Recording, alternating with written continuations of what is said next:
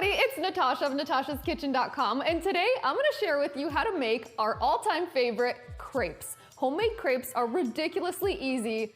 I mean, you'll be impressed. Seriously, this is the only recipe we use for crepes. They're perfect for sweet or savory crepes, or even a crepe cake. So let's get started. The crepe batter is so simple to make, and it comes together in a blender. Start with the wet ingredients first. That's 1/2 cup of lukewarm water, 1 cup of warm milk, any kind of milk is fine, 4 large eggs, 4 tablespoons of melted unsalted butter. Now we'll add 1 cup of all-purpose flour, 2 tablespoons of sugar, and a pinch of salt. Cover that tightly with a lid and blend on low speed until the mixture is well combined, scraping down the sides of the blender as needed. If you've added the wet ingredients first, usually there's no need to scrape down the blender. Easy peasy. Set that aside to let those bubbles die down a little bit, and we're gonna preheat our pan. This one's my favorite. It's just a regular 10-inch non-stick pan. I've used this one for years. I also love this super thin spatula to help get under the crepes to flip them easily. And this pan requires about 1/4 cup of batter. You can also find these specific crepe pans. This is a 10-inch pan, and I love this one just as much as my regular non-stick pan. Now, if you love those big French-style crepes, you can use a cast iron crepe pan. This is 28 centimeters, and it's quite heavy, so it does come with some tools to help you spread your batter in the pan, and another tool to help you flip the crepe. This one's heavy, but it's fun to play with. It takes a little bit of getting used to. This one does require more butter to keep the crepe from sticking, and twice as much batter because it makes a larger crepe. I'll link to all of these crepe tools in the notes. I'm gonna show you how these work and that you can use this same great batter with any kind of crepe maker. Place your crepe pan over medium heat and let that heat up a little bit, then add just a small dot of butter. If you're using a non-stick pan, you hardly need to add any butter. And remember, there's also butter in the crepe batter, which helps keep it from sticking. We'll get 1/4 cup of crepe batter, and you'll see those bubbles have died down a little bit already. Swirl that into the pan. With one hand, I'm adding the batter, and the other hand, I'm swirling the pan at the same time to get an even coating on the bottom. Historically, the first crepe in the pan is never the prettiest, so don't get discouraged if that happens to you. Once you see the edges turn golden in color, slide a thin spatula under the crepe and flip it over. It should have a beautiful golden, lacy appearance. And because the batter is so thin, the crepes cook very quickly, so keep an eye on them. As soon as the bottom side is cooked through and lightly golden, flip that out onto a clean cutting board. Now you can repeat with the next crepe. You can see that second crepe always turns out better and much prettier. When I'm making crepes for my family, I always have 2 skillets going at one time, so there's no waiting time and they're done twice as fast.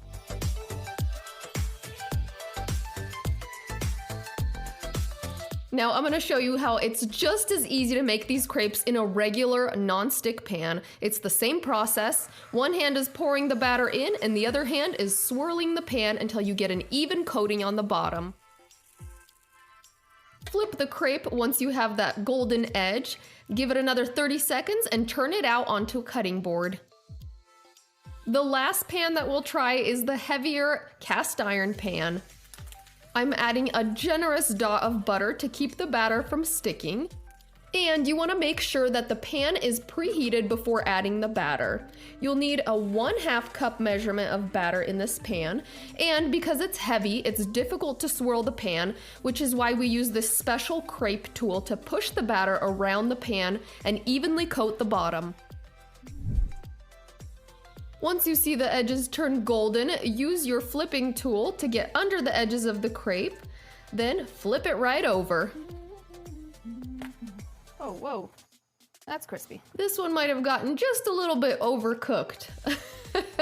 I told you, this one takes a little bit more time to get used to. Another thing to keep in mind is you don't want this pan to get too hot, otherwise when you add the butter, it'll go berserk and attack you.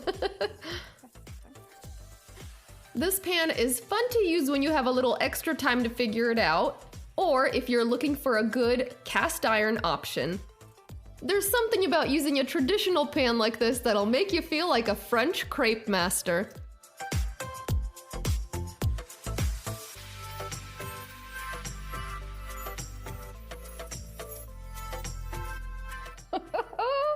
I am so excited because I get to eat these crepes. All right, but before we dig in, I'm gonna show you how to fold these. There's a few different ways, and it depends on how you're serving them. So if you're gonna fill them, our favorite way, the way we make our cheese crepes, and I will link to that recipe because that filling is my favorite. So you just put the filling on, and then we just roll it up like so, and then cut it in half. Or you can leave it whole, but super easy. Or you can make a panakit, I think is how it's pronounced, but that's basically a square. So you fold in, put in the filling, fold in the edges, and then you fold in the other two sides, like so. You've got a squarish rectangle. Okay, the other way is what's called a cigarette. It's a horrible name for food, but so basically you would put in the filling, then you would tuck in the sides to keep the filling in, and roll it up so that it looks like a cigarette. It looks like a burrito to me, but whatever. The way that we're gonna make these today, and this is my favorite for when you're putting them out on a platter so people can fill them their own way. This is perfect for buffets or if you're doing a crepes party. So basically, you fold it in half and then you fold it again. So you are folding them into a fan. And you can even fold them once more. What I like to do is overlap it a little bit so then it just looks extra pretty. And I love serving them on this crepe pan. It just feels right to serve crepes on a crepe pan, whatever. So fold them into fans. And my phone's ringing. Hold on. We're filming right now. Okay, I'll call you back. Okay, thanks, bye. Sorry about that. Okay, let's turn that off. It's funny because if it's my husband's phone that goes off, I'm just like, what can I do? Right, honey?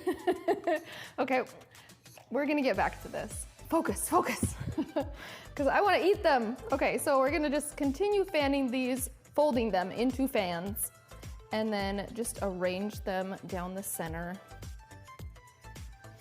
Like so. So pretty. And I like the pretty side on top.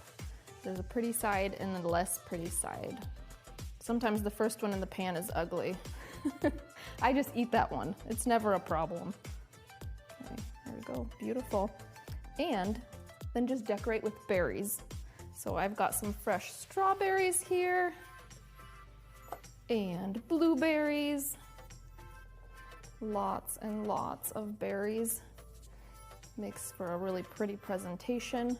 You can keep this simple and just serve it with sour cream and then also homemade strawberry sauce. I have a recipe for this and I will link it in the notes. It's a very popular recipe because it's easy and so delicious. Fresh strawberries in a sauce, irresistible. That's what I'm talking about. We're gonna do this taste test. All right, so I'm just gonna do a little bit of sour cream. Let's fold this one more time just to make it easier to eat them. You can spread it inside, but we're just gonna do this because I cannot wait any longer. I want this bad. Look at that strawberry sauce. All right, here we go. Oh, you know what I forgot? A little bit of dusting. Dusting these with powdered sugar, it makes them so pretty. And a little bit for me. Yum, yum. Because the crepe itself isn't very sweet. They're great for sweet or savory crepes. Okay. Here we go.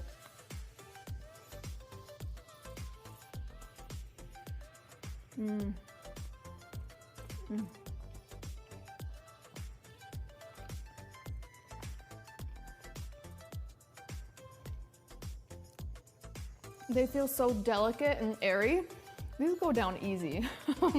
So good and ridiculously simple to make. And that combination of sour cream and strawberry sauce, you have to try that. The sweet and the tangy just is a match made in heaven with these crepes. Yummy. And seriously, make these once and you'll make them over and over. Really easy to make. You don't need any fancy equipment. Even just a regular non-stick skillet will do. It's what I've done for years. Easy peasy. I hope this becomes a new favorite recipe for you. Enjoy these. We'll see you in our next video.